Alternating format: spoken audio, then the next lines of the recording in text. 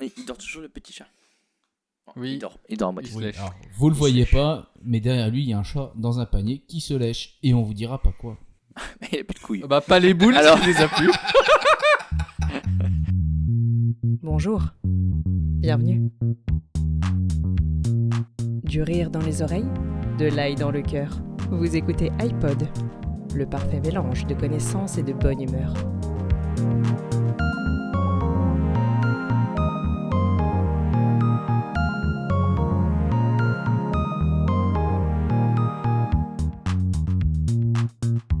Bonjour et bienvenue dans ce 43e épisode d'iPod. Avec moi aujourd'hui, Pierrick. Salut Pierrick.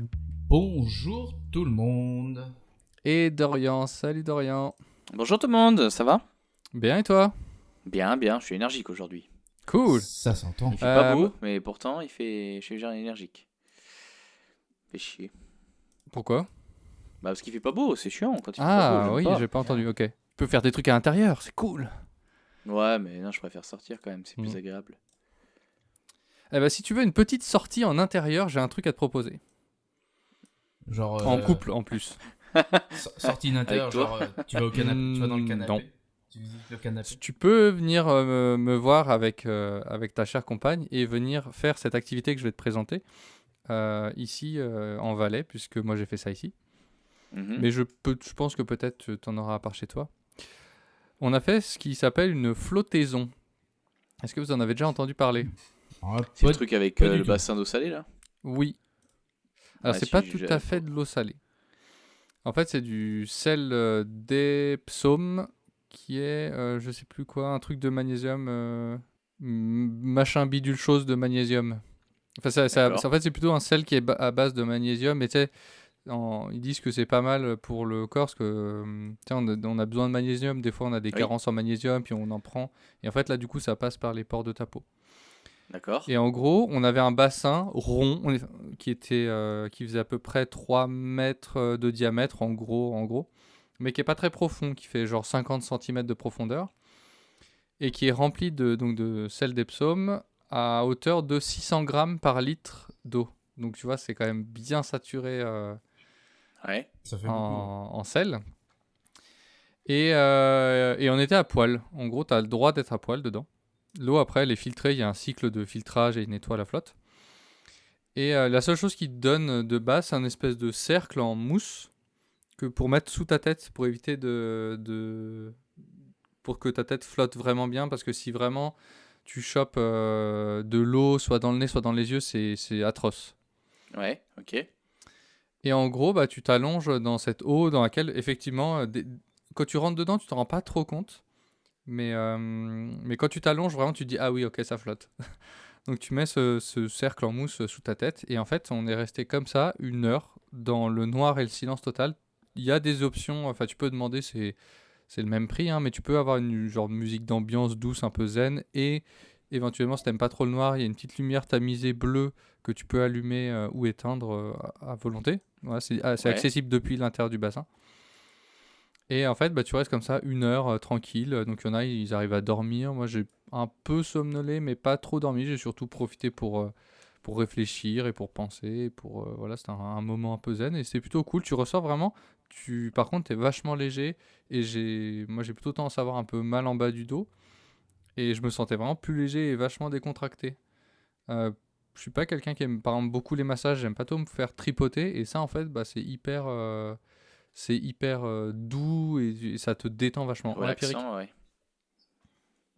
Mais du coup, c'est quoi? C'est des sortes de caissons individuels? Alors, Ou tu peux faire ça en couple? Ou enfin, c'est sorte de... Parce que bon, tu dis qu'on peut être tout nu, mais j'imagine que tu fais pas ça avec genre 15 autres personnes en même temps. non, c'est soit en couple, enfin à deux. Si tu veux faire ça avec ta mère, tu peux, tu vois.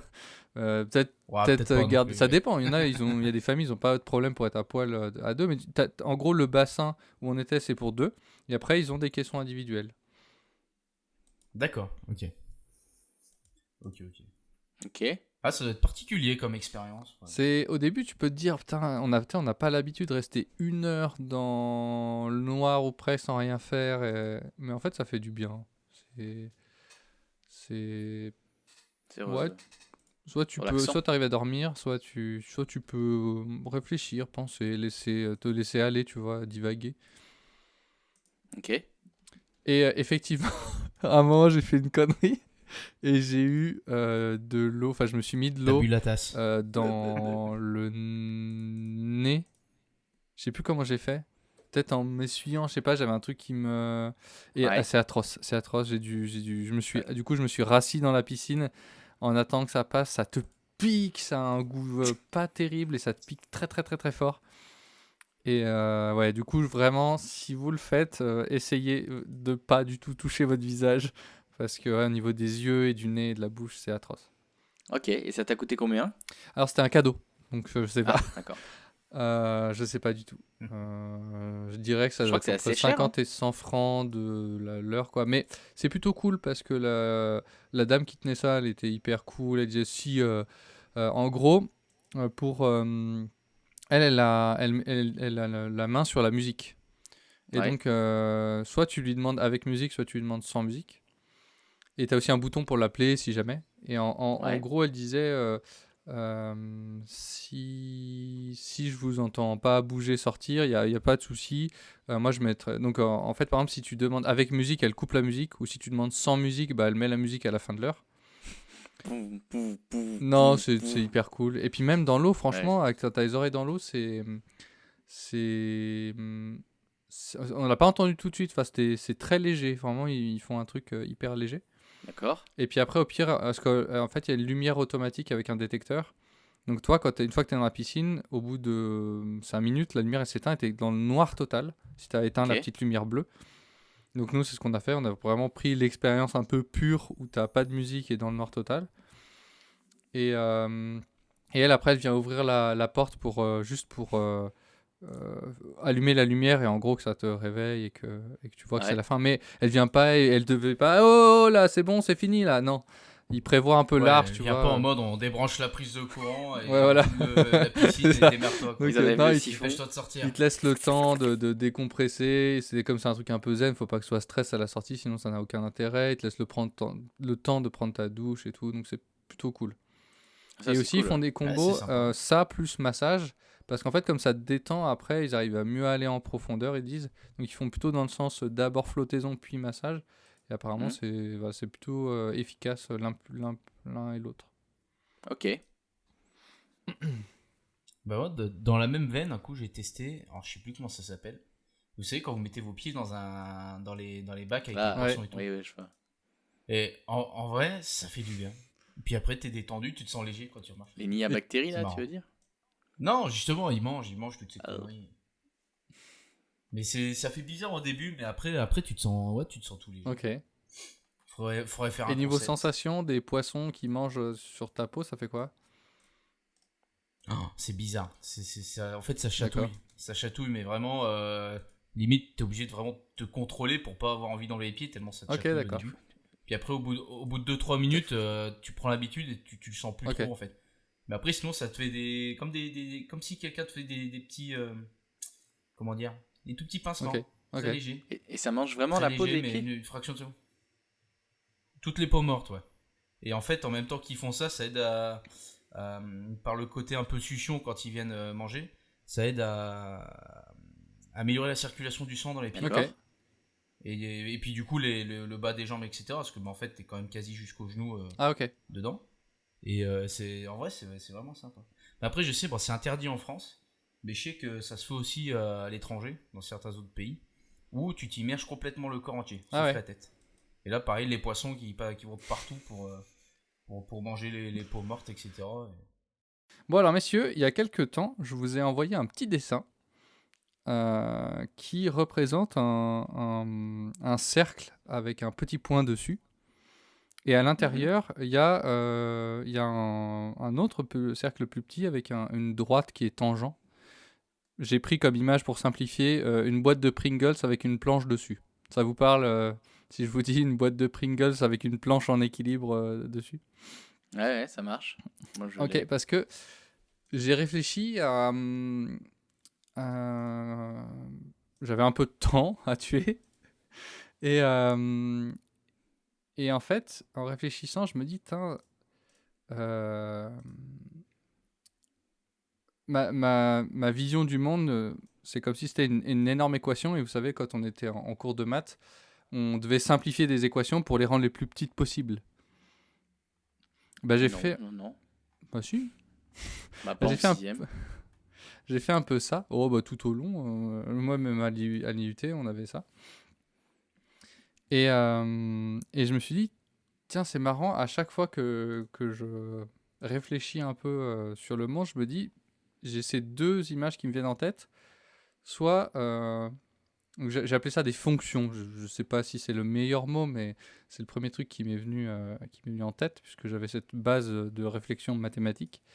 C'était soit le truc que j'ai en face de moi est plutôt cyclique, soit le truc que j'ai en face de moi est plutôt un équilibre.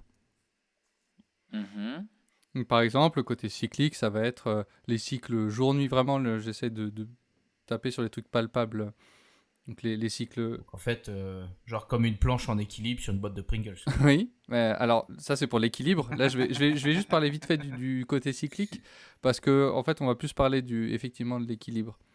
Mais en gros, voilà, tout ce qui est cyclique, la Terre qui tourne autour du Soleil, la Lune qui tourne autour de la Terre, et ça se répète, les saisons, c'est vraiment ce qui est visible, plus que les mois, par exemple, les saisons, c'est visible, quoi.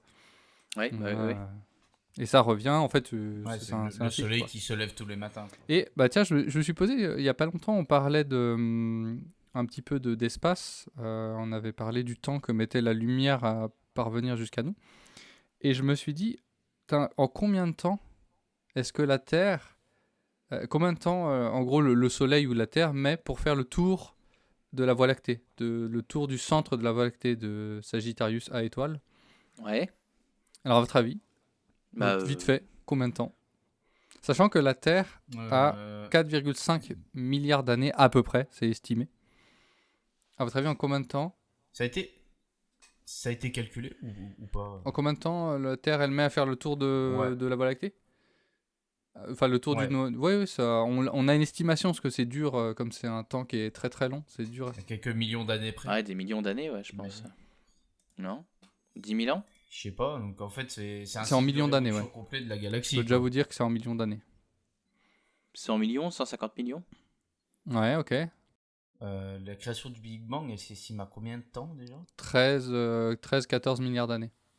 Ah, je sais pas. Je pense qu'il y a bien 1 ou 2 milliards d'années pour faire une révolution complète de la galaxie. Alors, c'est Dorian qui est le plus près, puisqu'il faut entre 225 et 250 millions d'années pour faire le tour Ah, de Sagittarius A étoile.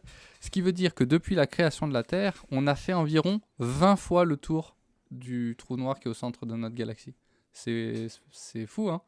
Ouais, je trouve ça énorme, mais bon. Ouais. Enfin, Toi, tu trouves après, ça c'est énorme? Je trouve difficile que c'est fait peu, en fait. c'est difficile à quantifier, ouais. Ouais, mais c'est tellement grand. Ouais, c'est ça, c'est tellement Ah, mais c'est grand ça, que ça c'est fait... Du coup, ça l'énormité de revient la à faire chose. un chiffre qui est palpable. Ouais. Alors que nous, en tant Voilà. qu'espèce humaine, on n'a pas encore fait un tour. C'est ça aussi qui est.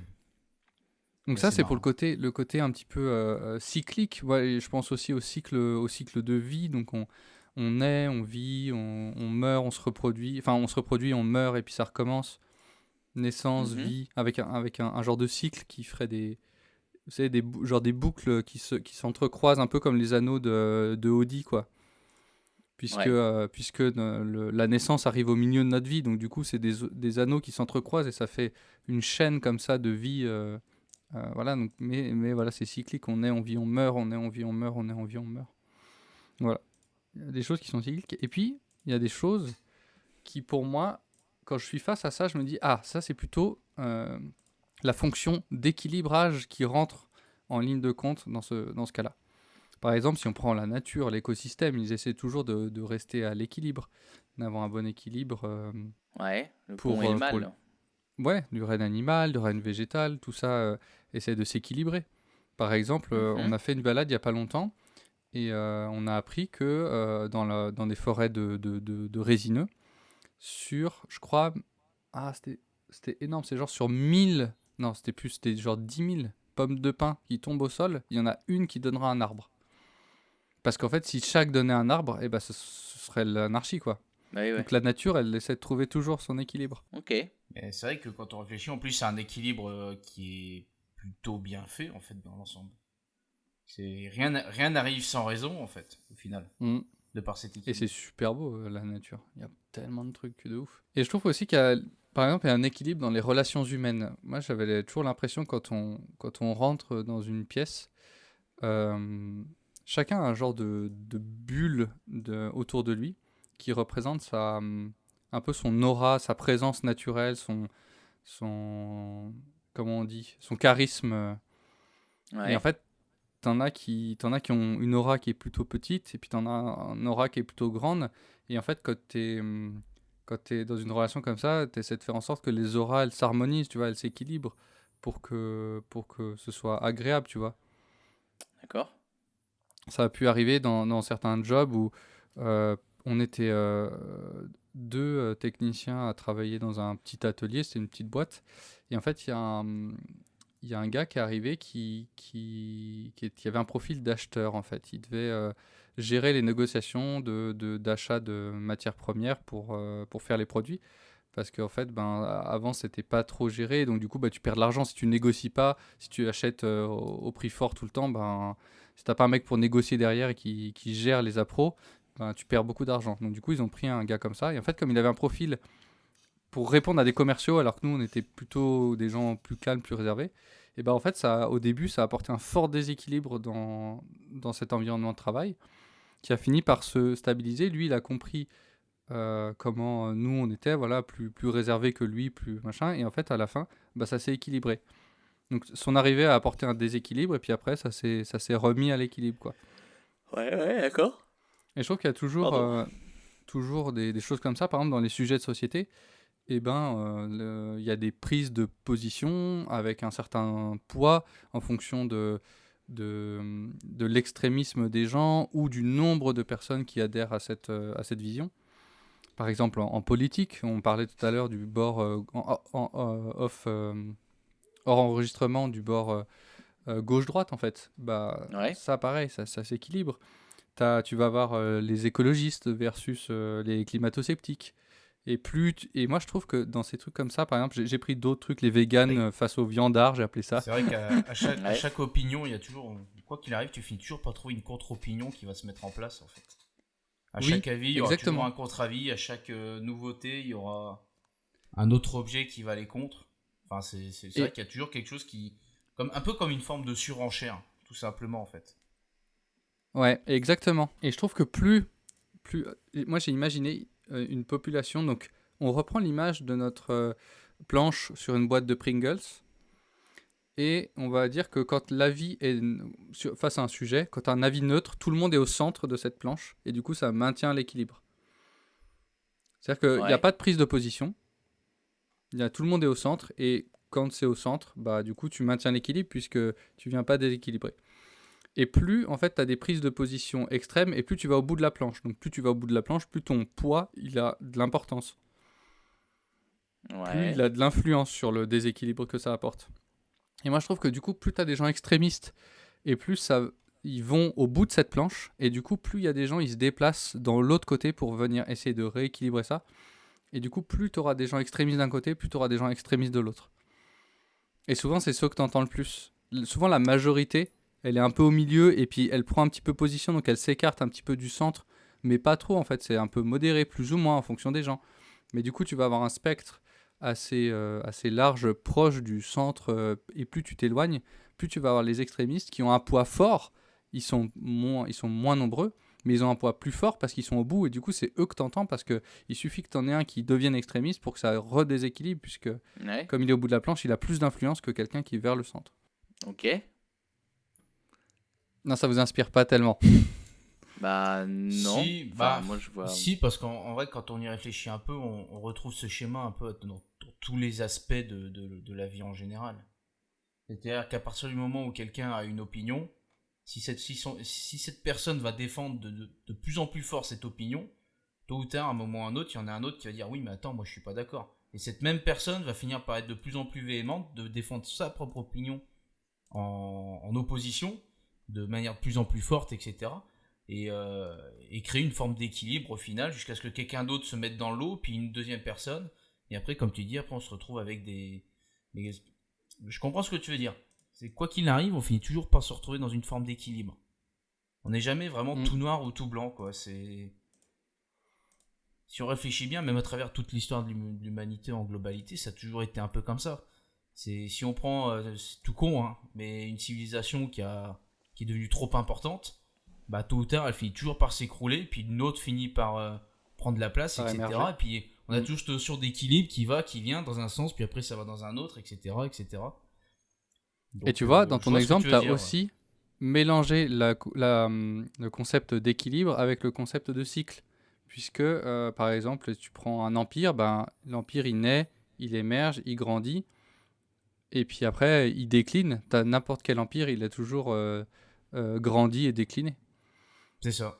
Puis une Les fois qu'il empires décline, passés. bah, quelqu'un d'autre prend la place en même temps qu'il Voilà. commence à Et en décliner. plus, Quelqu'un qui monte, enfin un autre empire ou une autre nation qui va monter. Puis petit à petit, pof, ça va être pareil, quoi. Dans l'autre sens. et souvent, c'est cet empire qui a été immense, qui a vraiment régi le monde, qui a fait des petits. Par exemple, tu prends l'Empire romain, et ben il a semé en fait des mini-empires. La suite de l'Empire romain, ça a été l'Empire byzantin, mais ça a aussi fait des petits en Espagne, en France aussi, par chez nous. Charlemagne, c'est Carlus Magnus, hein, c'est un descendant d'Empire romain. Carlus Magnus, c'est pas le joueur d'échecs, lui? Charles le Grand. Non, mais. Voilà, Ouais, c'est un- non, bah, moi, je trouve pas ça. Enfin, oui. De toute façon, il y a C'est toujours, vraiment- il y a toujours un contre et un pour. Enfin, Et c'est le vraiment yin et le yang, quoi. une simplification. Oui, un petit peu. Je dis pas que c'est vraiment de la psychologie de comptoir. Attention, je me prétends pas du tout science infuse, hein. C'est vraiment, je suis au balto, j'ai une mousse dans la main et je suis en train de vous faire de la J'ai un psychologie. galopin. Voilà, j'ai un galopin. Puis tu me sers la même chose, hein. Tu me mets la petite Ouais. sœur. Hein. Toi, tu remets la petite sœur. Ouais. Ouais. C'est Alors, t'as vu au exactement PMU, ça. là? Ouais, t'as vu le 17, il a gagné hier. Putain, j'ai encore perdu. Je les avais dans le désordre. Franchement, ça a l'air con, quoi. Non, moi, je trouve pas ça inintéressant. Enfin, Mais qu'est-ce en que ça- fait, c'est. On subit. Ah oui, On subit. subit. Oui, mais ce que je veux dire, c'est qu'aussi, de part, t'as forcément des prises de position. Des fois, il y a des trucs, tu t'en fous. Il y a des fois, des trucs, tu te dis, bah non, pour moi, c'est comme ci ou pour moi, c'est comme ça. Et du coup, t'as forcément une prise de position qui a un impact sur l'équilibre global. Et aussi dans ta vie, par exemple, dans ta vie, tu peux Oui, avoir... on a toujours, ouais. Ouais, on a toujours ça. Mais c'est aussi un angle d'attaque qui est biaisé, enfin qui est choisi. Tu pourrais décomposer Oui. ça de manière toute autre. C'est moi qui ai cette vision-là. Bah, c'est comme l'information. On dit toujours que l'information des journalistes doit être neutre, mais elle n'est jamais neutre. Non. De toute façon, toute ta vie n'est jamais neutre. Surtout Pour que, moi. enfin, de moins en moins, parce que c'est. Alors là, encore une fois, ça va être de la psychologie de Psychologie de comptoir, hein, mais comptoir, ouais. beaucoup de médias sont détenus par des Les grands chaînes groupes. privées. Ah oui. Non, mais oui, non, mais quand je parle de l'information, je pense à France Télé, mais en tout cas, même si tu essayes de faire d'être un maximum neutre, l'aspect ou la façon dont tu traites la chose, c'est toi qui décides que c'est comme ça, donc c'est jamais neutre en fait, tu as toujours une idée derrière. Mais après, il faut tout pour faire un monde, faut des pour, faut des contre, c'est juste Mhm. après à toi de mettre ton curseur au bon endroit par rapport à ce que toi t'estimes, par rapport à comment ça impacte ta vie, je trouve. Ouais. Par Mais rapport moi à je tes- comprends les gens à tes qui... valeurs aussi. Moi, je mange de la viande et pourtant, je comprends les véganes qui disent qu'il faut qu'on arrête de manger de la viande pour des raisons écologiques, pour des raisons de souffrance animale. Mais il y a un côté où j'aime bien ça, donc je ne suis pas Mm. totalement d'accord. Donc, en fait, c'est chacun met son curseur où il veut et c'est aussi, après, le truc, c'est qu'il faut surtout pas subir, quoi. Je Ouais. pense, avant tout. Et Des C'est- bonnes il faut pas rillettes se du dire, Mans. ouais, Ouais. non, mais bien sûr, mais c'est triste, hein, mais voilà, ça reste bon et ça fait 2000 ans qu'on en mange, voire plus. Ouais, Bah, voilà, même c'est comme beaucoup ça. plus, c'est après... on en a toujours mangé. On a toujours Oui, mangé et de la mais- viande et des fruits, légumes, etc. En fait. Donc au final. Alors après, je sais pas, c'est pas forcément le sujet ou le débat, mais je veux dire, chacun met son curseur là où il veut, et surtout, ce qu'il faut, c'est que chacun respecte le curseur des autres. Pour moi, exactement. c'est ça en fait. C'est... Mais tu as des gens, moi je pense que vraiment, quand tu dépasses un certain point sur cette planche, t'es plus justement dans le respect de l'autre en fait. T'as même des extrémismes. On va prendre un exemple à la con. Tu peux avoir même des extrémistes qui sont au bout de la planche et qui critiquent ceux qui sont quand même de leur côté de la planche, mais Oui. pas assez loin. Oui, mais Ouais. après, ça, c'est pas forcément ça, c'est la faute des gens qui critiquent. Enfin, je veux dire, ils font ça aussi par intérêt, pour du buzz ou. Alors, moi, je pense à la politique quand tu me dis ça, mais c'est souvent pour ça qu'ils font ça. Ah, je pense par exemple, Pour se j'ai faire un entendre, exemple tout qui me vient en simplement. tête. Tu disais quoi, Allez-y, Pierrick? donnez vos éléments, Monsieur Bourdin. Et c'est pour se faire entendre, tout simplement. Ouais. C'est d'aller toujours plus Moi, loin, je pense juste pour ça. au combat écologiste versus climato-sceptique. Donc, il y a des écologistes très extrémistes qui n'hésitent pas à détruire des choses pour se faire entendre. Et en fait, de l'autre côté, ça a créé des groupes climato-sceptiques, voire pire, des mecs qui font exprès de polluer. Moi, je pense aux coal runners aux États-Unis, qui font exprès d'avoir des voitures qui polluent à mort ouais. et dès qu'ils accélèrent, ça fait des putains de nuages noirs de ouf. C'est presque devenu une religion chez eux. Ça. Mais oui, ça C'est devient presque une impressionnant. religion ou une secte, quoi. Et genre, tu vois des mecs qui sont morts de rire parce qu'ils ont, des fois sur les gros pick-up, ils ont les échappements sur le côté et pas à l'arrière. Et en fait, tu vois des mecs, juste pour le plaisir, ils voient un cycliste sur le bord de la route, ils se disent ah bah lui il roule à vélo, ça doit être une saloperie d'écolo.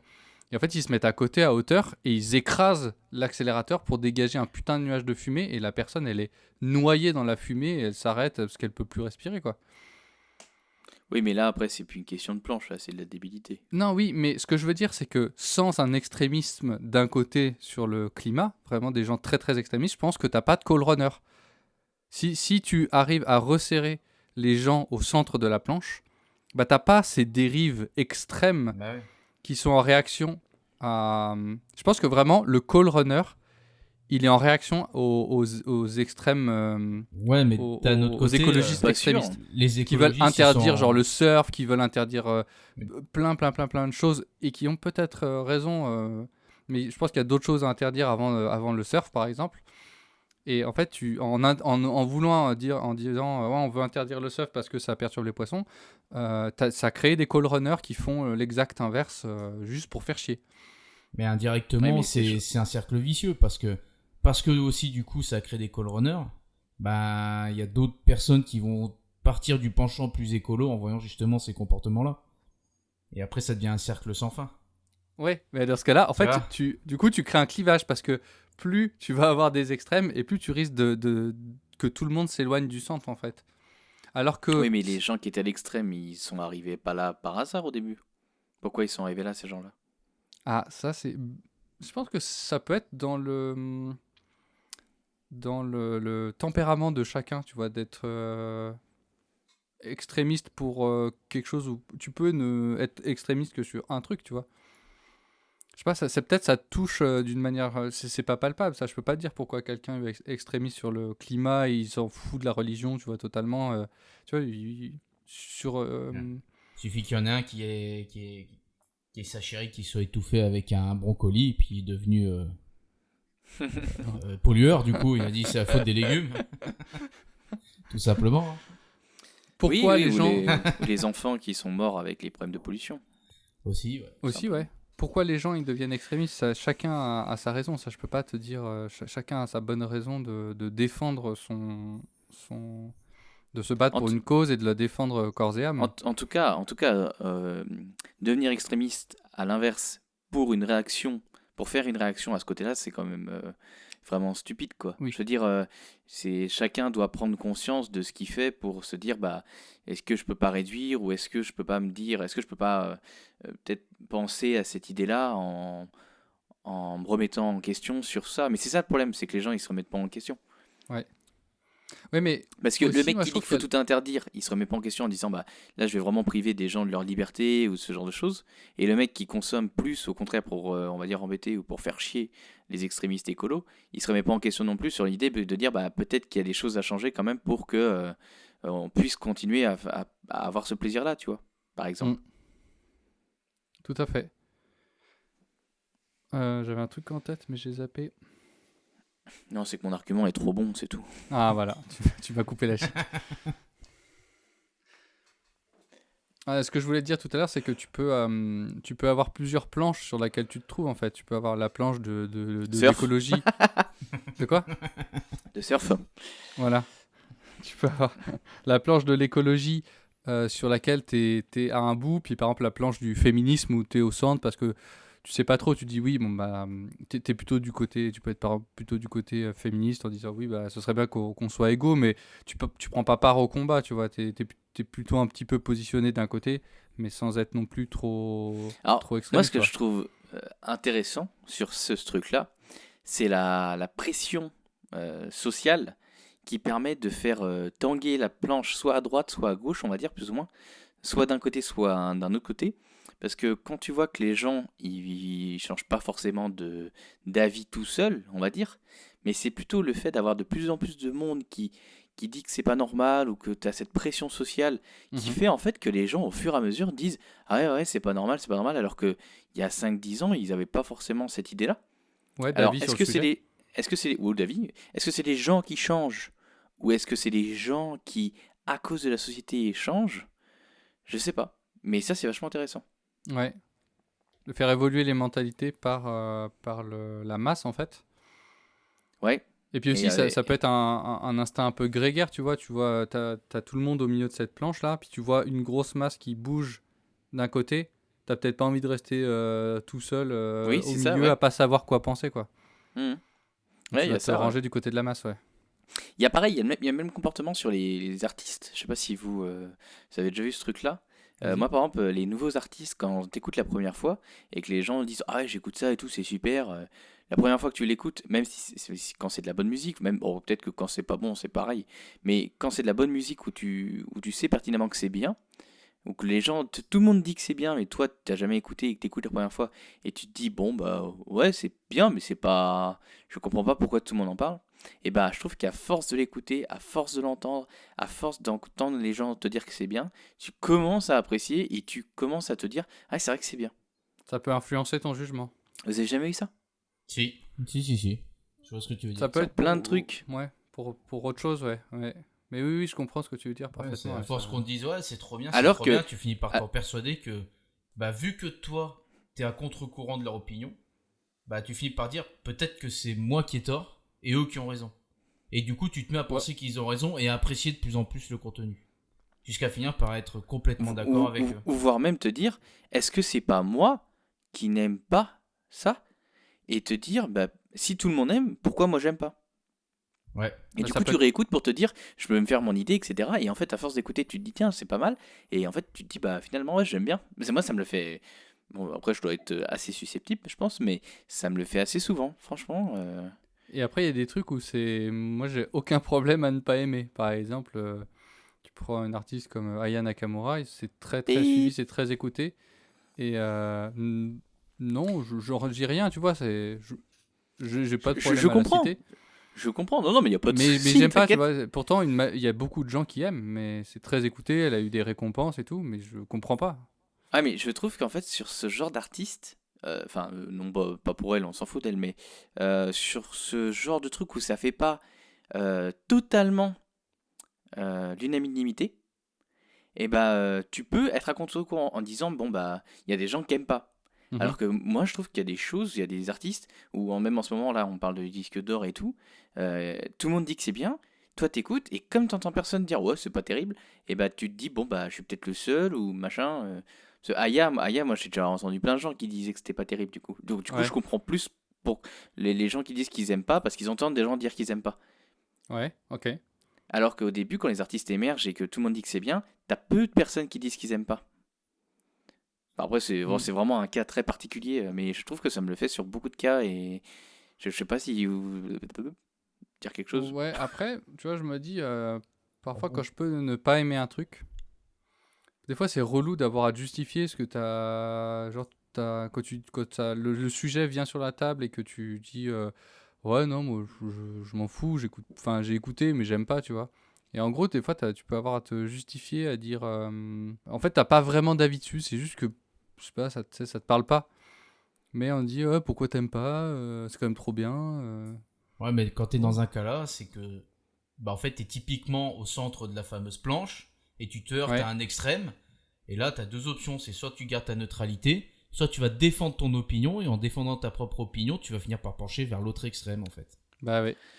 Aussi parce que peut-être on a toujours tendance à vouloir savoir si t'aimes ou t'aimes pas. On a toujours tendance à vouloir mettre les gens, on va dire, dans des cases, mais c'est nul Ouais. de dire ça, et dire en fait de les mettre soit d'un côté de la balance, soit de l'autre côté, et Mm. pas dire bah tiens bah t'as pas d'opinion, ok bah t'es au milieu. En fait la case au milieu n'existe pas. C'est vrai. Ouais, un peu, ouais. C'est ça qui est marrant. On demande aux gens de prendre position pour tout. Mais même moi, hein, moi je demande tout le temps pourquoi t'aimes pas, pourquoi t'aimes bien. Ouais, tu vois, tout du coup, ça. moi, si quelqu'un me dit ouais, non, j'écoute pas trop, j'aime pas, j'ai tendance à dire ok, bon, t'as pas à justifier, tu vois, t'aimes pas, il y a pas de Ah si, pourquoi t'aimes pas. moi si quelqu'un me dit j'aime pas, je dis bah oui, pourquoi t'aimes pas. Par contre si la personne Mais me dit j'ai écouté et j'ai pas d'opinion, ok. bah, je peux te dire j'écoutais, non, oui. Ouais, En mais fait, là, je c'est vais plus dire dans le j'aime cadre pas, c'est pas. de la curiosité de comprendre pourquoi cette personne n'a pas, Ouais, a voilà. pas aimé. Et pas juste dire Je je peux t'aime te pas, dire- ouais, bah voilà quoi. Je peux te dire j'aime pas à la place de je sais pas, je m'en fiche ou j'ai pas d'opinion dans le sens où te dire bah j'ai écouté et en fait j'y retournerai pas parce que ça m'a pas intéressé, tu vois, ça m'a pas accroché.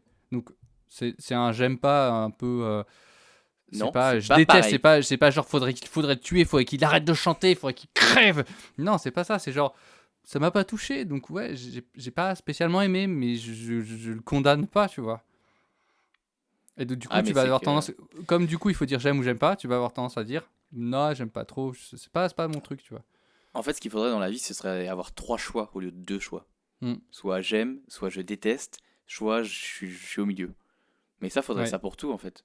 Il faut que le centre de la planche soit ok. Être à l'équilibre, c'est ok. Ni j'aime pas, c'est pas grave, j'ai pas d'opinion. Je suis à l'équilibre. Je suis Tu bien es avec ça. en fait. centriste. Voilà. Mais c'est qu'on a tendance toujours à vouloir dire soit l'un, soit l'autre. Je sais pas pourquoi on a toujours pourquoi on souhaite savoir. Est-ce qu'on cherche toujours de l'opposition ou savoir Non, que la je personne est pense dans ton que clan? on cherche plutôt la validation sociale en fait. Que ce Ouais, que je pense, à c'est justifier nos propres c'est ce actes qu'il par, faut. par les autres. Ouais, c'est ce que je pense, c'est ce que la majorité pense. Du coup, ça va, c'est bon, je suis bien, je suis avec les gens. Et est-ce que quand tu fais face à une personne qui n'aime pas, tu fais tout pour qu'elle devienne dans ton camp? Non, surtout pas. Sinon, c'est pire. En fait, ça l'écarte encore plus. Bah ouais, un cas Non, comme ça, ce que je peux c'est dire. soit tu y arrives, soit aller encore plus à l'extrême. Non, tu n'y arriveras pas. S'il aime pas, il aime pas. Tu vois, c'est pas. Je pense pas que ce soit. Il peut être peut-être passé. Ça Là, dépend. je vais Si tu bifurquer l'enfermes sur dans une un. pièce et que tu l'obliges à écouter Aya Nakamura pendant 2 heures d'affilée, non-stop, Ah, je pense en qu'il mangeant aimera que des pas. pâtes. Oui, bien sûr. C'est très bon. Non, mais par exemple, je pense à un film. Quelqu'un qui a pas aimé un film que toi t'as bien aimé.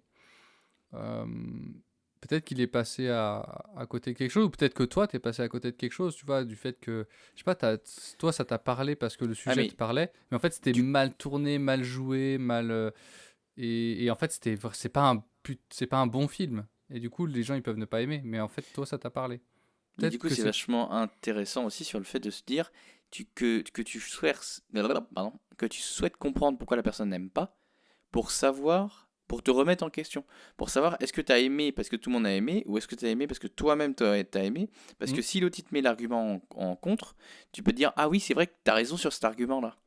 Ouais. Et donc du coup, c'est pas une question de pression sociale non plus. Non, bah pas toujours. Encore une fois, Voilà, t'as tort. le monde. Merci.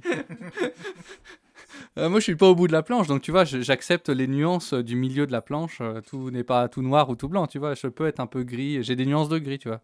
J'ai 50 nuances de gris. Oh, Oh. sors-moi ta cravache.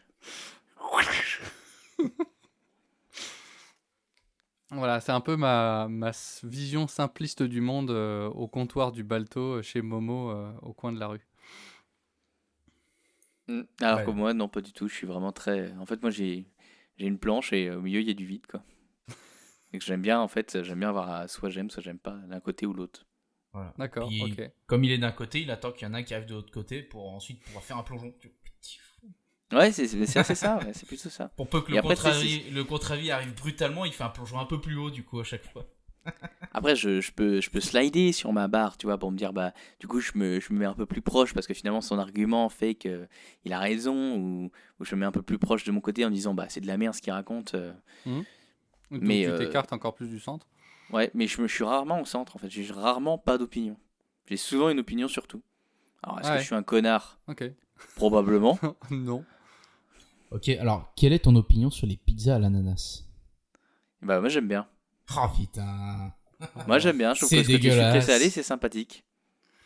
Ouais, C'est je sais pas bon. Moi, encore une fois, moi, je vais être très centriste. J'ai rien contre les gens Pas qui aiment bien, d'opinion. mais ça m'attire pas, tu vois. Ah, mais ça, c'est parce qu'il faut goûter. Moi, je mange des Mais pizzas à oui, l'ananas, je mais quand il n'y a pas l'ananas. Il y a plein de gens qui disent ça, mais qui n'ont jamais goûté aux pizzas à l'ananas. Donc, Ah, j'ai déjà, déjà goûté, mais ça m'a rien apporté. J'ai goûté aussi, en vrai. C'est pas, je trouve pas ça Après, extraordinaire. moi, j'aime bien, mais je prendrais pas ça, quoi. Mais j'aime bien. Enfin, c'est pas parce que je dis que j'aime bien que je vais manger que ça. C'est que je trouve que Oui, c'est oui, pas bien mal. sûr, Que bien sûr. c'est dans mon. Hein, voilà, c'est que. Bon, voilà, meilleur, c'est. Mais après, ça, c'est personnel. Je veux pas le dire ici, mais. Tu as peur qu'on retire cette pizza de tous les menus de France? Exact. Non, parce que c'est celle où il y en a le plus, c'est l'oriental, où ça picote avec tous les morceaux de chorizo le et tout. chorizo. Ouais. Ah, Et les poivrons, voilà. elle est bonne Ouais. quand t'as des bons chorizo, etc., des bons produits. Hmm. Parce que des Ouais, fois, bah, t'en comme prends tout, une, comme ça tout me- en fait. Si... Ouais, C'est vrai que des produits de merde, c'est dégueulasse. Donc voilà. Bon bah. On peut enchaîner. La grenouille coasse et le tonnerre gronde, le corbeau croasse et la fourmi micro-ondes. Les pies bavassent et les abeilles bourdonnent, Michael Youn jacasse et Michael Jackson. Jean-Pierre Bacry, Sophie Marceau fait boum, Richard Berry et Kurt Cobain fait poum. Faudel Rai, Freddie Mercury, Queen, Gilbert Montagne et Braille, j'hallucine. Tout le monde fait du bruit, de Milan jusqu'à Paris. Tout le monde fait du boucan, de Paris jusqu'à Milan. Ça gigote, ça s'agite, ça blablate, ça dynamite. Et dans tout ce brouhaha, on laisse faire n'importe quoi. Tout pendant qu'Ariane fuse, Paolo Maldini, Yves monte en Syracuse bien que Berlusconi. La Belgique s'effrite, la compagnie crie, Jeanne d'Arc crépite et Do Ré Mi fait sol. Philippe Laville tape sur des bambous, les chasseurs fous tapent sur des bambis. Les chansons sucrées que Zucchero joue font danser au routier. Tout le monde fait du bruit, de Milan jusqu'à Paris. Tout le monde fait du boucan, de Paris jusqu'à Milan. Ça gigote, ça s'agite, ça blablate, ça dynamite. Et dans tout ce brouhaha, on laisse faire n'importe quoi. À la télé, on voit Johnny qui chante pendant que le ticket de bus augmente. Ce soir au foot, on a gagné pendant qu'on vote à l'Assemblée. Quand sort une loi sur le port du voile, Paris Match ressort un scandale. Plus il y a de bruit dehors et plus on dort. Tout le monde fait du bruit, de Milan jusqu'à Paris. Là, j'ai fait un tiramisu ce week-end là, Ouais. hier. Et bah, il y a trop de café, mais c'est bon quand même, tu vois. Ah, tu vois, moi je suis de la team, j'aime pas le café, mais je suis assez au bout de la planche là-dessus. Ah, mais t'es un vrai connard. Tous ces mecs Toi, qui t'aimes boivent pas le du café, thé, tu on les sors avec supporte une- plus. Je suis, Avec une je suis italienne. tellement extrémiste. Bah, elle boit pas de café non plus. Je suis tellement extrémiste sur le café que je Pas suis pas italienne. loin de considérer ça comme une drogue. Quand Alors, je voyais. C'est une drogue. Ouais, quand Ça je voyais active les mêmes gars hormones, au etc. boulot, quand il y avait genre plus de café, mais c'était la panique quoi. Fallait aller au supermarché du coin le plus rapidement possible pour prendre un paquet de café pour qu'il y ait du café. Est-ce que c'est pareil avec le PQ? C'est-à-dire. Dans quel sens tu tournes le rouleau pour le dérouler? Ah, toujours vers l'avant, jamais vers le mur. Bah moi je suis team vers le mur. moi. Moi, j'ai Ah testé ouais. les deux. En vrai, je trouve qu'il n'y a pas de diff. En vrai, on s'en fout, mais je sais pas. C'est psychologique, ça faut que Ouais, ça je se pense, déroule vers l'avant. C'est un côté, tu sais, les aiguilles qui tournent toujours dans le même sens. Sens horaire, Ouais. anti-horaire. Ouais, je comprends. Mais je reconnais un truc au déroulage côté mur, c'était quand tu as les espèces de plaques qui viennent appuyer sur le PQ. Quand ça se déroule vers l'avant et tu sais que tu tires un peu trop, des fois le papier il se déchire. Il se déchire. Alors que Ça- si ça se déroule dans l'autre Non. sens, et ben il se déchire jamais. Ça, c'est quand t'achètes du papier de merde. Et moi, j'achète du 7 doses, mon gars. C'est épaisseur. Truc, Mon gars, c'est c'est un du matelas. sopalin, Cette épaisseur là. Pour que ce soit cette épaisseur. bien doux pour ses petites fesses. L'autre jour, il y a ma mère qui est venue, on lui a mis deux longueurs par terre, elle a dormi. Nickel.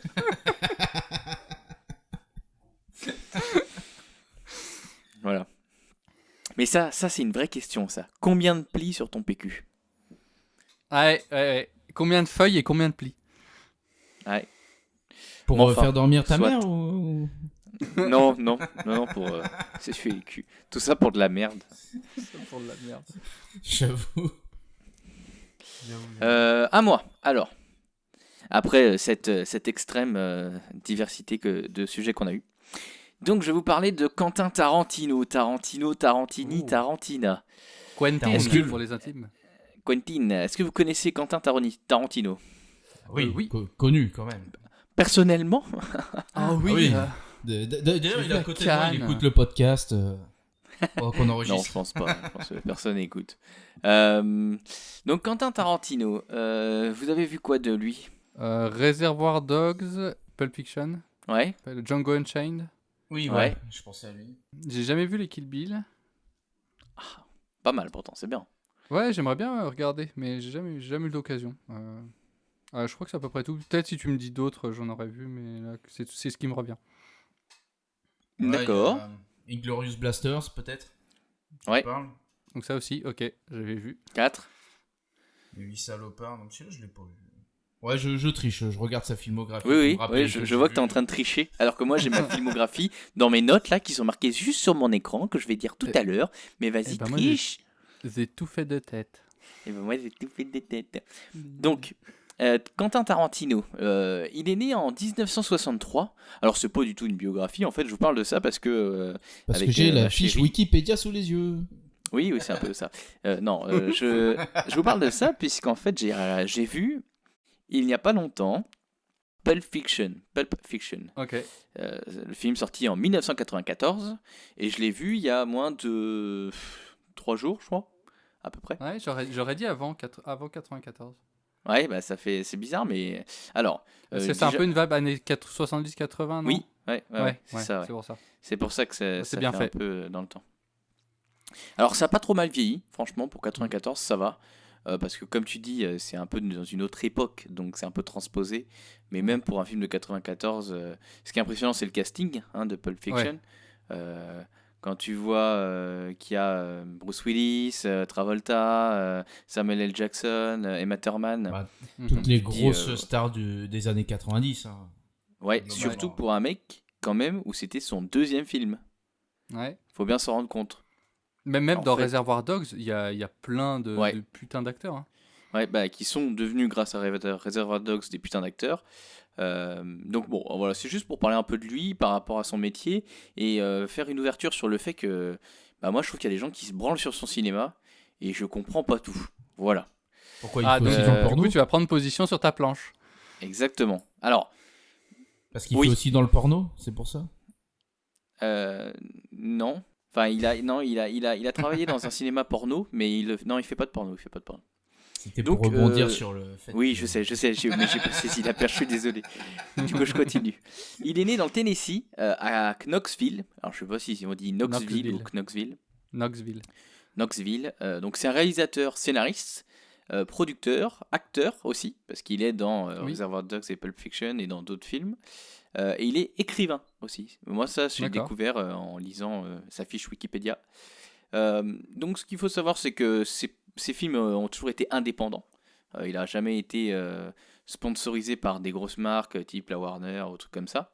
Mhm. Il a eu l'argent grâce à des producteurs, mais tous ces films ont été plus ou moins indépendants. Ok.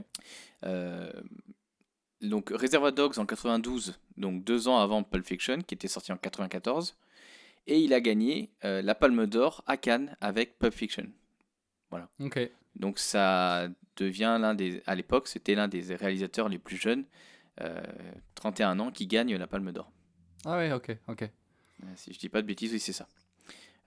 Donc ce qu'il faut savoir, c'est qu'il a créé une société de production pour produire ses films qui s'appelle A Band Apart, qui en Ok. fait est un hommage au film de Jean-Luc Godard, le film Bande à part. Ok. Voilà. Ce qu'il faut savoir, c'est que Quentin Tarantino, c'était un fan de cinéma. Depuis Ouais. qu'il est né dans les années 60, en fait, pendant 20 ans, il a regardé que ça. Il a vraiment regardé tout type de films, des années 20, années 30, 40, 50, 60, 70, quand il Ouais. avait 10 ans. Et après, en fait, il a voulu. Enfin, c'est ce qu'on ressent dans ces films. C'est ce que j'ai lu, hein, qu'il a voulu imprégner vraiment cette histoire et ses façons de filmer un peu qui étaient différentes dans les années 90. C'est pour ça que ces Ouais. films ont beaucoup fait. Ils sont vachement tenus en avant, quoi, je trouve. Moi, personnellement, je finis sur ça. Quentin Tarantino m'a toujours dit, ouais, c'est un truc de ouf, ce mec, c'est un malade mental, etc. Parce que ces films, ils ont une portée qui est ouf. Mais du coup, pourquoi tout le monde se branle dessus? Attends, j'y suis pas encore. Ah, d'accord. En 97, il a sorti Jackie Brown. Et Ok, ça me dit ensuite, rien. en 2003 et 2004, Kill Bill Volume 1, Kill Bill Volume 2, respectivement. Mhm. Mhm. Ensuite, en 2012, Django Unchained. Donc rien depuis 2004? Entre 2004 et 2012, il n'y si. a rien eu. Alors, il a fait 2 films. Un film qui est moins connu que les autres, Boulevard de la Mort, en 2007. Moi, je Ah, ça me connaissais parle. pas. Le nom me dit quelque chose. Je connais Et pas. Inglourious Basterds en 2009. Oui, je l'ai vu. Ah, Mais bon, oui, ok. c'est vraiment son retour, Django Unchained en 2012, qui a vraiment tout pété, on va dire, tout cassé. Eh ben, moi, j'ai Avec la j'ai scène pas où, aimé, Di- tu vois, où par exemple, DiCaprio il Django brise le Unchained. verre. Je l'ai pas vu, moi. En Ok. vrai, en vrai, il est bien. Il est bien. Bah, tu vois, moi, Ah. j'ai pas aimé, tu vois, j'ai pas été transcendé par Django Unchained. T'aimes Donc ou du t'aimes coup, pas va du côté de ta planche, moi je vais de l'autre, Philibert. Voilà, c'est ça. Voilà. Chacun de son côté. Et en 2019, il a sorti. En 2015, Les 8 salopards, pardon. Et en 2019, Once Upon a Time in Hollywood. Ah, ok. Donc, il était une fois le film avec Brad Pitt et l'autre, merde, qui joue dans The Revenant, Leonardo DiCaprio. Voilà. Ok. En fait, ce que j'ai appris quand j'ai lu un peu ces histoires, c'est qu'en fait, il a sorti un bouquin avant de faire le film Once Upon a Time in Hollywood. Ok. En fait, ça s'appelle Once Upon a Time in Hollywood, c'est le livre, quoi. Ouais. Et Ok. Les deux sont un peu à mettre en parallèle. alors, en fait, ce qu'il dit, c'est que toutes les scènes coupées qu'il aurait pas mis dans le film, il les aurait mis dans le livre. Ok. Ça, c'est ce que la critique dit. Lui, il dit que c'est pas vrai. En fait, il dit que c'est vraiment une autre version et que c'est un peu, Ok. ça ressemble, mais il l'a complètement réécrit pour un vrai bouquin. Ok. D'accord. Ce qu'il faut savoir, c'est qu'en fait, il est en train d'écrire un bouquin qui s'appelle Cinema Speculation, Ok. et ce sera son prochain et dernier film. Dernier. Dernier film, parce qu'en fait, il avait dit au tout début de sa carrière qu'il ferait que 10 films dans sa vie. Et là, on C'est est au marrant 9e. C'est marrant d'être borné Ouais, comme ça. c'est fou, hein. Moi, je trouve ça absolument incroyable. Ouais. Après, il Et est donc- pas tout jeune non plus, donc il Bah envisage oui, ouais, peut-être la 63, retraite, ouais. quoi. Pour faire en fait une conversion en tant qu'écrivain américain dans la littérature. D'accord. Voilà, donc Ok. peut-être qu'on trouvera de plus en plus de livres de lui qui critiquent ou qui sondent peut-être le cinéma dans son genre, comme il a pu sonder pas mal de choses. Donc, parce que Kill Bill, en fait, il y a eu 2 films, mais pour lui, il considère que c'est le même film. Il dit juste que c'est une suite. C'est Ok. parce qu'en fait, je pense que c'est en termes de coûts, de production, etc. Il n'a pas pu tout faire sur un film, donc Puis Et à le temps, l'époque, Peut-être ça aurait été trop long, ça aurait fait un sortir truc un peu ouais, indigeste, quoi. ouais. Pour Tu l'époque, disais, c'était Pierrick peut-être pas ouf. C'est de sortir un film trop long à l'époque. Bah déjà, il C'était dure beaucoup longtemps. le je crois, cinéma, il dure, n'y avait pas trop le streaming encore. Et au il dure cinéma, déjà 2h30. Ouais, taper un film de Bah. 3-4 heures au ciné, c'est compliqué, quoi. Si tu prends Once Upon a Time in America de Sergio Leone, il durait de base, je crois, déjà 3h45, un truc comme ça. Alors, ce qu'il faut savoir, c'est que Le Bon, la Brute et le Truand, c'est l'un de ses films préférés. C'est son film préféré. C'est vrai, je suis du côté de Quentin, ça, je suis Quentin. content. Je parlais maintenant un peu box-office parce qu'en fait, ce qui m'intéressait, c'est le budget. Et en fait, comparé à ce qu'il a produit, comparé à ce que ça lui a rapporté, enfin, il est vraiment il est pas à plaindre. immensément riche. Oui. Ouais, je pense, ouais, franchement, ouais. Je pense que Reservoir Dogs, ça a pas dû coûter très cher à produire.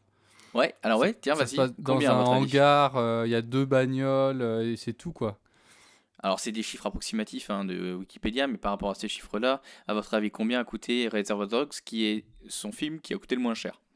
Je dirais 30 millions, un truc comme ça, 20 ou 30 Ouais, millions. Pierrick? Ah, moi, je pencherais plutôt en dizaines de milliers d'euros.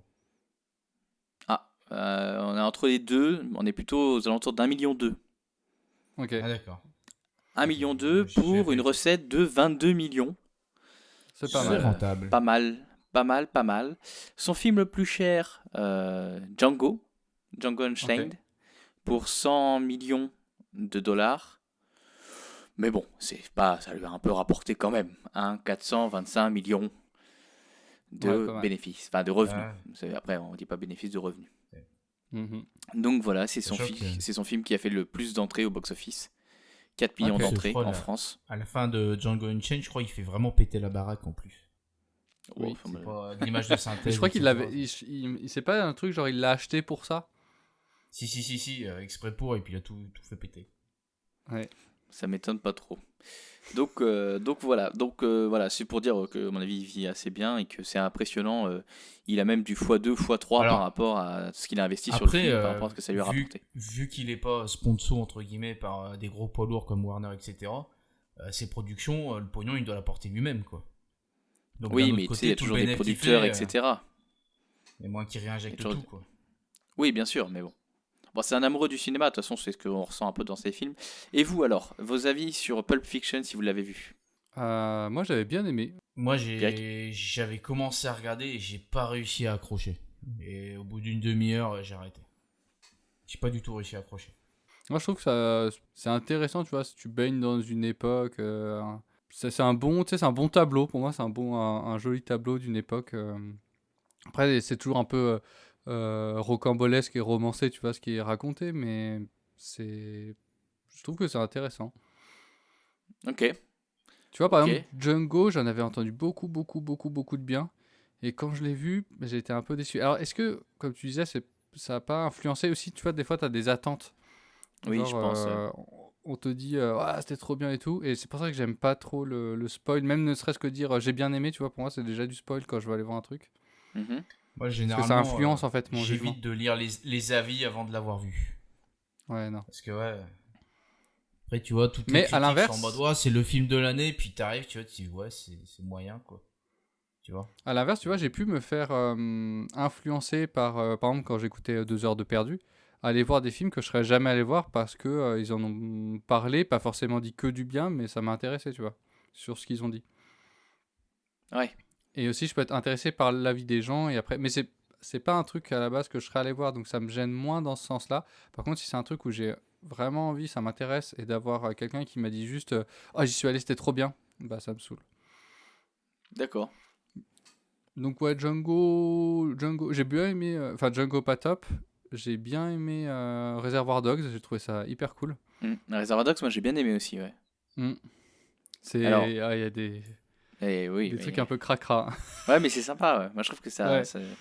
Enfin, après, c'est très comme ça, Tarantino. C'est très rouge et tout. De toute façon, Kill Bill, ça pète et tout.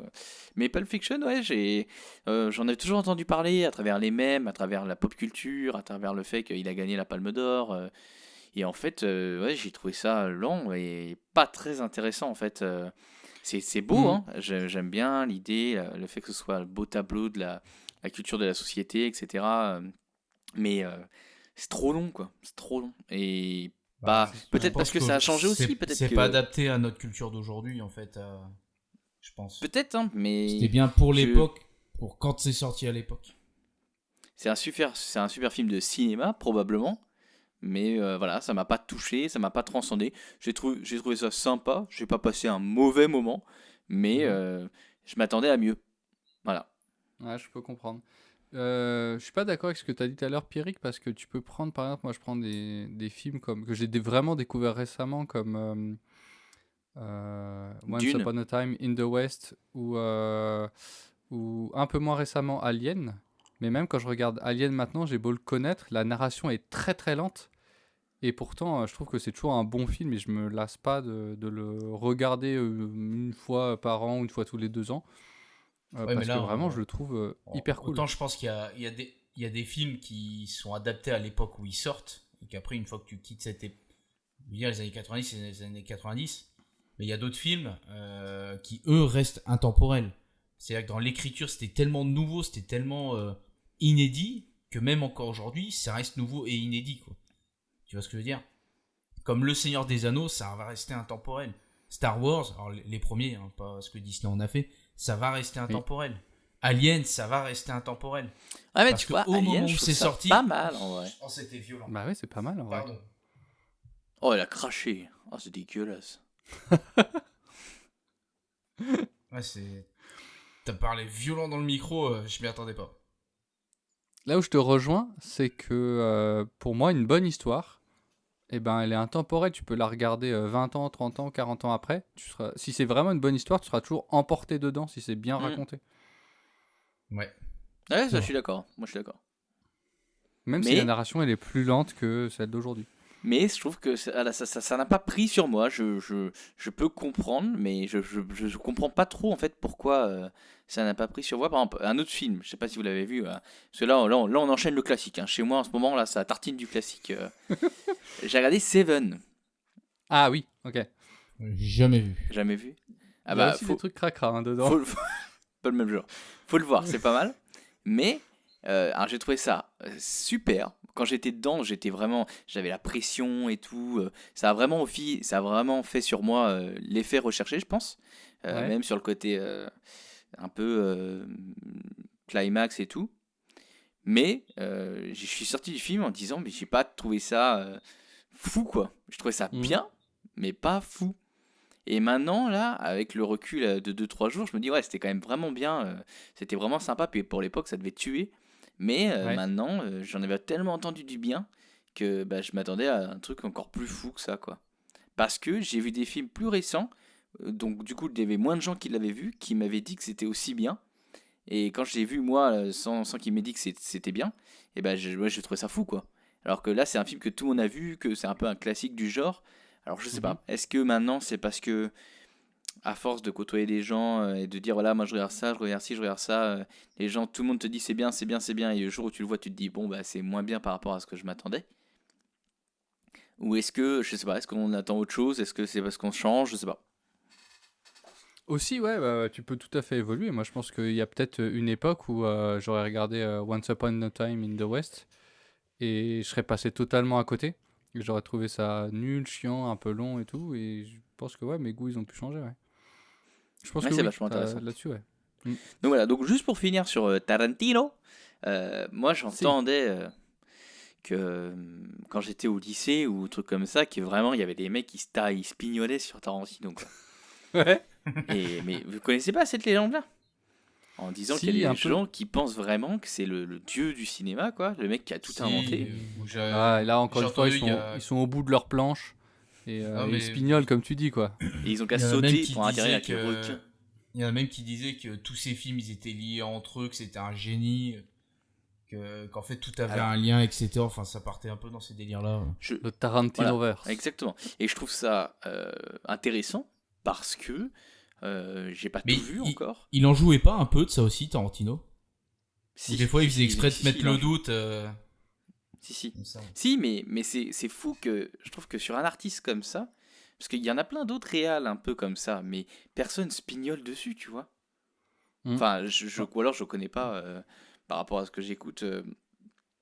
Je peux comprendre que tu puisses dire qu'il fasse du bon travail et que ce soit vraiment un génie sur la façon qu'il a de voir les choses, de voir le monde, ou sur la façon dont il a découvert ou créé quelque chose.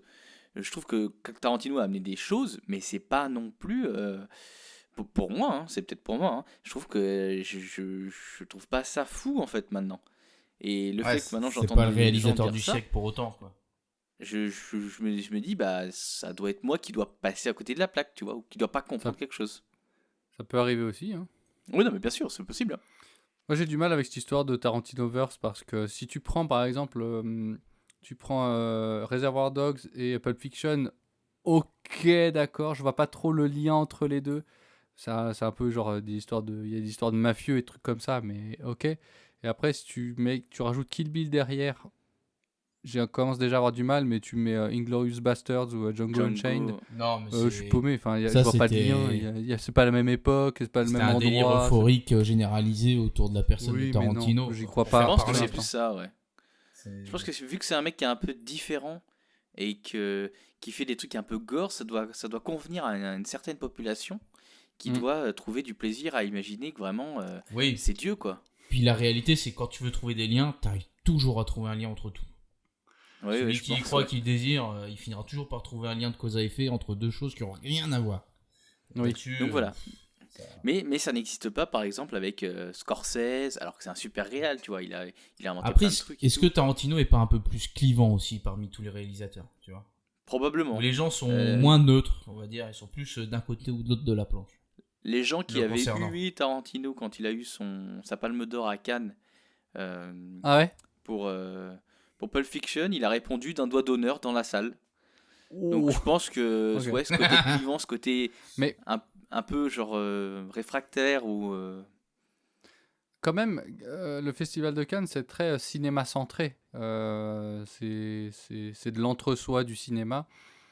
Est-ce que ce truc-là, il part pas tout simplement de l'entre-soi du cinéma Est-ce que il y a pas ou de la jalousie, tu vois, tout simplement Ça, qu'ils c'est soient arrivés à possible. faire des films avec pas grand-chose et que ce soit hyper probablement populaire, tu vois. qualitatif et populaire. Ouais. Bah ouais. Mais Donc voilà. moi, je suis d'accord pour dire que c'est un bon réal, tu vois. Je trouve que ces films, ils sont Ouais, cool. voilà. Ouais.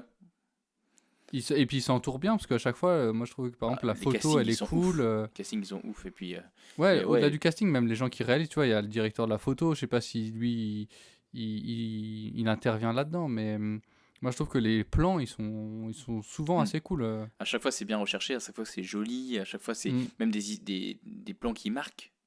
Ouais. Et je trouve qu'il est fort, mais je trouve que voilà, enfin, moi je connais personne qui se pignole sur Scorsese, quoi. Enfin, c'est ça qui est bizarre, tu vois. Ouais. Et puis aussi, il y a la direction d'acteur. Pour avoir un bon résultat, il faut savoir driver tes acteurs Ouais, et ce qui les paraît, emmener ça. là où tu veux aller. Et tu vois, ça peut être aussi ça, tu vois, ça peut passer par plein de choses, de petits détails un petit peu partout, mais bien gérés par Tarantino, et ça fait des bons films. Il y avait un film, je sais pas si vous avez entendu parler de cette anecdote, où en fait c'était une fille qui se faisait étrangler pendant la scène, et en fait l'acteur, vous avez déjà entendu parler? Et Ça l'acteur me en fait parle. il étranglait, et en fait à la caméra ça rendait pas bien, parce qu'il faisait semblant, et du coup Et je crois que Tarantino, c'est Tarantino qui l'a ouais, fait, non? c'est Oui, Tarantino c'est qui ça, l'a ouais. fait en Ouais. lui disant bah écoute, en fait on voit ses mains en fait et il dit bah moi je veux que ce soit d'une certaine façon en fait au niveau de la pression appliquée sur le cou pour qu'en fait ça fasse remonter quelque chose, donc c'est assez génie parce que voire même limite Mhm. parce que c'est un peu excentré mais il y a un côté vraiment art et ce truc où la fille elle disait vraiment ouais il m'a étranglé comme s'il voulait me buter Comme quoi. jamais. Ah ouais. Ouais. Ah, ça doit Mais être, c'est parce qu'il ça voulait doit être avoir ce perturbant, hein. rendu-là. Donc tu vois, ce côté art, est-ce que c'est pas trop ou après bon là je me focalise sur un détail, mais Ouais. ce côté où en Mais fait il a vraiment une direction, il veut vraiment que ce soit exactement comme tout le monde, tu vois, mais il veut vraiment que ce soit parfait, je pense. Je trouve que ça doit être vachement perturbant parce que pour avoir un rendu qui soit convaincant, tu vois, quand c'est du faux du cinéma, je C'est pense ce qu'il qu'il faut que dit. tu ailles toujours légèrement trop loin pour que tu te passes un cap où la personne, elle est plus dans le rôle, mais elle est dans la réaction, tu vois. Elle redevient Ouais, elle-même et du coup, ouais. elle joue sa propre vie et là, c'est convaincant. Par exemple, j'ai appris récemment, et je trouve qu'elle marche toujours trop bien cette scène, c'est dans le premier Jurassic Park, quand le T-Rex pète la vitre Mhm. du 4x4 dans lequel ils sont et que les gamins ils la retiennent avec les mains. Ouais. Et ben en fait c'était pas prévu. Et en fait les hurlements des gamins c'est les Ouais, c'est des vrais vrais. heurelements parce que en fait c'était pas prévu que la vitre elle pète. Et D'accord, ok. l'animatronique il devait être tellement lourd que la vitre elle a cédé. Heureusement ça a pas cédé, tu sais, dans une Ouais. pluie de machin, Puis de de verre. verre, mais la vitre elle a cédé et ouais c'était pas prévu. Et du coup ben, les gamins ils hurlent vraiment. Et c'est comme il y a des tas d'anecdotes comme ça en cinéma Mais oui. où quand t'as des giclées de sang, en fait, bah, souvent c'est des poches de sang qui explosent et du coup, qu'il y a des projections de sang, et bah, tu sais pas où ça va aller. Et des fois, t'as des vraies réactions de gens qui s'en prennent genre plein la gueule et c'est pas prévu, tu vois. Et du coup, c'est des vraies réactions.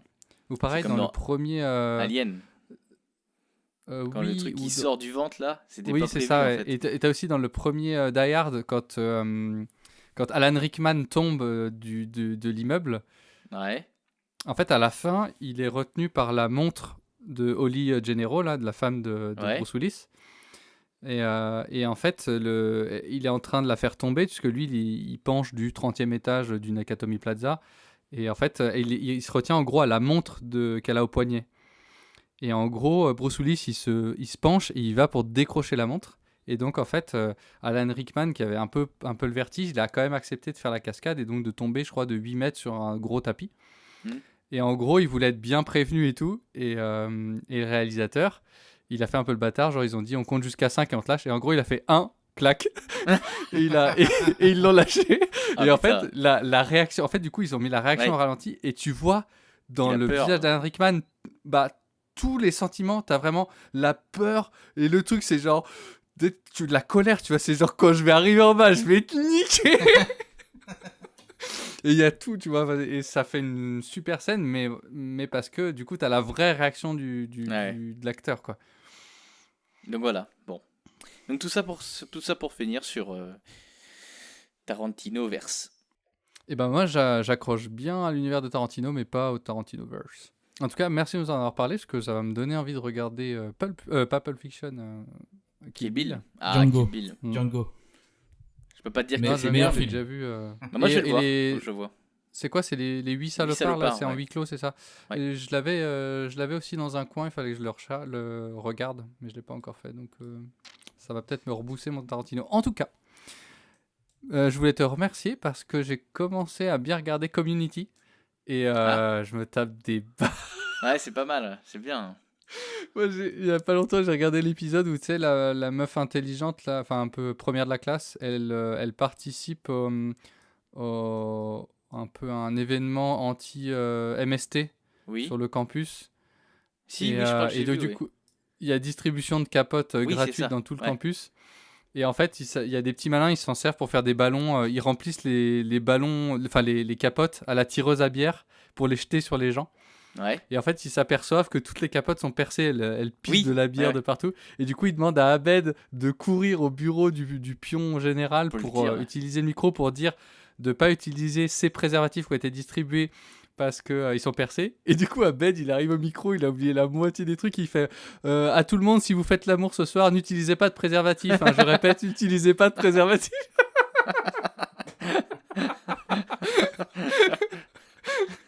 Ouais, c'est vraiment trop bien. Ouais, c'est très très drôle. Et ben Bah, moi, merci. Et- moi je voulais te remercier, mais Ouais. bon, on va pas être sur ce podcast où on suce la Si, bite. vas-y. Hein. Mais il faut que je télécharge et que j'achète Chant of Scénar, là, Chant of Scénar. Chance of Scénar, ouais. Parce que ça a l'air vraiment trop bien. Et j'ai montré ça à ma Ouais. copine et elle m'a dit, et elle m'a dit, oh ouais, ça a l'air sympa et tout, faudrait qu'on essaye. Donc, Ah ouais, allez-y. faut que j'achète. Et voilà. Ah, vous n'allez pas le regretter. Je l'ai conseillé aussi à un pote et ils le font avec son fils. Et ils sont à donf dessus. Et ça a l'air c'est- vachement joli en plus. Donc, ouais, non, je pense que je Ouais, vais partir ouais, là-dessus. c'est trop cool. Et bah, c'est quoi je vais faire maintenant? Ah, tiens, Pierrick, je rebondis sur un truc. Tu m'avais demandé si avec la manette de Nintendo 64 que j'avais là, ou avec le système Bluetooth qu'il y avait à l'intérieur, Ouais. tu pouvais jouer à des jeux modernes. Et j'ai testé sur Mario Kart 8 Deluxe et ça marche très bien parce qu'en fait, toutes les commandes sont déjà là. C'est comme Mario Kart 64 en fait. T'as D'accord. le, ok. accélérer, freiner, tourner, déraper et lancer les items. Et en fait, tout est là sous la main. Et ça marche très bien. Donc, par exemple, tu pourrais jouer. Et du coup, rebond, je me suis demandé, vu que le premier Super Smash Bros, il était sur Nintendo 64 et que le mec qui a conçu le jeu voulait que ça reste assez proche de son concept de base, je me demande si ce serait pas jouable aussi. À vérifier. D'accord. Si, devant moyen. N'hésitez pas à aller voir l'épisode sur lequel on parle de ça. Et si vous savez pas lequel c'est, écoutez-les tous. Vous tomberez dessus à un moment. Il me semble que c'est le 37 ou le 38. Ouais, je crois. Fallait pas dire le 2. Et merci beaucoup de nous avoir écoutés. On vous dit à très Merci bientôt. bien. N'hésitez pas à continuer à ne pas aller sur les réseaux sociaux, ça nous fait très plaisir. Exactement. Ça me fait Et moins de on vous dit boulot. à la prochaine. Salut À tout le monde. plus. Ciao. Salut. Ciao.